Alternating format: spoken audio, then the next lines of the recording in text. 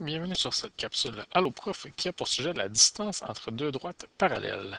Avant d'entreprendre l'écoute de cette capsule, il est important de maîtriser certains concepts afin de bien comprendre toute la démarche.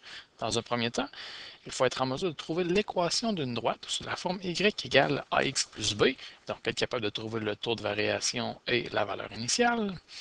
Ensuite, être capable de trouver la coordonnée d'un point à l'aide d'une équation, donc tout simplement en utilisant des valeurs de x et de y. Troisièmement, se rappeler du lien arithmétique entre les taux de variation de deux droites perpendiculaires. Dans le cas ici, il est démontré que deux droites qui sont perpendiculaires, quand on multiplie leurs taux de variation respectifs, on obtient un résultat de moins 1. Être capable de résoudre un système d'équations à deux variables, et ça, peu importe la méthode que vous voulez utiliser, donc que ce soit par comparaison, substitution ou réduction. Et finalement, être en mesure de calculer la distance entre deux points. Donc, pour bien démontrer comment calculer la distance entre deux droites parallèles, on va compléter un exemple ensemble. Tout d'abord, on trace les informations qui ici sont les deux droites parallèles dans le plan cartésien.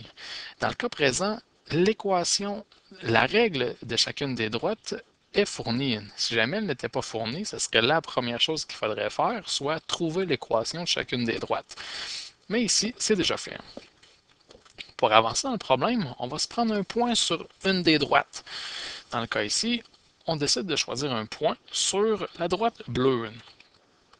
Pour déterminer sa position exacte, on lui donne une valeur en x qu'on détermine de façon un peu aléatoire, qui dans le cas ici va être 1. Et pour trouver sa coordonnée associée en y, bien, on remplace x par 1 dans l'équation et on fait les calculs, donc moins 2 fois 1 plus 4, qui me donne en bout de ligne un résultat de 2. Donc, c'est-à-dire que le point avec lequel on va travailler, sa coordonnée exacte, c'est 1, 2. On se retrouve avec les informations suivantes dans le plan cartésien. Puisqu'on veut la distance entre deux droites parallèles, en fait, la distance, on veut qu'elle soit la plus courte possible. Et pour que ce soit le cas, on veut que le lien qu'il y ait entre les deux droites parallèles, on veut que cette droite-là soit la plus courte possible. Et pour ce faire, il faut qu'elle soit perpendiculaire à chacune des droites. Et puisqu'elle est perpendiculaire, ça va nous faciliter la tâche pour aller trouver son équation. Donc, pour trouver l'équation de la droite perpendiculaire, qui est ma droite noire en pointillé, je vais d'abord aller trouver son taux de variation à l'aide du taux de variation de la droite bleue. Puisqu'elles sont perpendiculaires, on sait qu'en les multipliant, ça va nous donner moins 1. Étant donné que le taux de ma droite bleue, c'est moins 2, on le remplace dans ce produit de taux de variation et on isole le A indice 2 pour obtenir que le taux de variation de ma droite perpendiculaire, c'est 1 demi. Ainsi, son équation revient à y est égal à 1 demi x plus b. Pour aller trouver sa valeur initiale, on va prendre un point qui se situe sur cette droite perpendiculaire, qui, dans le cas ici, le seul qu'on a à notre disposition, c'est le point 1, 2. Donc, on remplace x par 1, y par 2.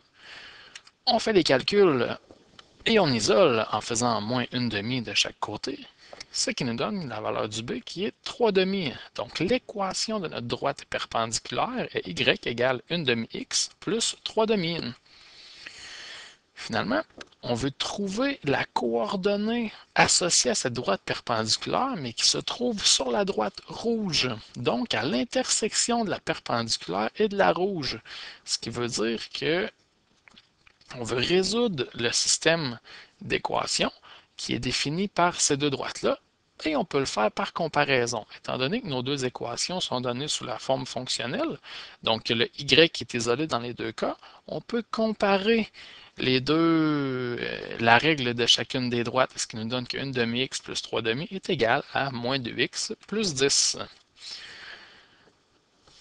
Pour faciliter la tâche, on met tout sur le même dénominateur et en multipliant par 2 chacun des termes, on peut se débarrasser des dénominateurs, ce qui nous laisse avec x plus 3 est égal à moins 4x plus 20.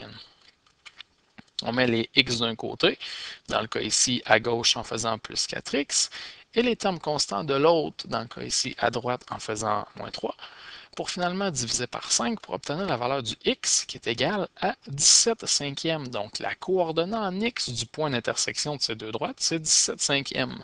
Pour trouver sa coordonnée en y, on prend n'importe laquelle des deux équations de chacune des droites, donc que ce soit l'équation de la droite rouge ou de la droite bleue, de la droite noire, pardon, on ne fait que remplacer sa valeur en x qui est 17 cinquièmes. Et dans le cas ici, on le fait avec la droite rouge. Donc, on remplace le x par 17 cinquièmes et on calcule pour trouver la valeur en y qui est 16 cinquièmes. Ici, la coordonnée de mon point d'intersection de ma perpendiculaire et de ma droite rouge est exactement 17 cinquièmes et 16 cinquièmes. Comme dernière étape, pour déterminer la distance entre les deux droites, en fait, ça revient à calculer la distance entre ces deux points. Et pour calculer la distance entre deux points, on a déjà une formule qui nous est fournie, qui a déjà été démontrée auparavant. La formule qui est la suivante, avec les x1, y1 qui est notre point de départ, qui est dans le cas ici le point 17 cinquième et 16 cinquième, et x2, y2 qui est notre point d'arrivée, qui est le 1, 2. On aurait pu inverser x1, y1 et x2, y2 au niveau du choix des coordonnées, et ça n'aurait rien changé au résultat final. Quand on remplace chacune des variables par leur valeur, et qu'on fait le calcul, on obtient que la distance entre les deux points est d'environ 2,68 unités. Ici, la notation environ est utilisée parce que la réponse a été arrondie au centième. Et voilà pour ce qui est de la distance entre deux droites parallèles. Si vous avez besoin de plus d'informations, vous pouvez consulter notre bibliothèque virtuelle.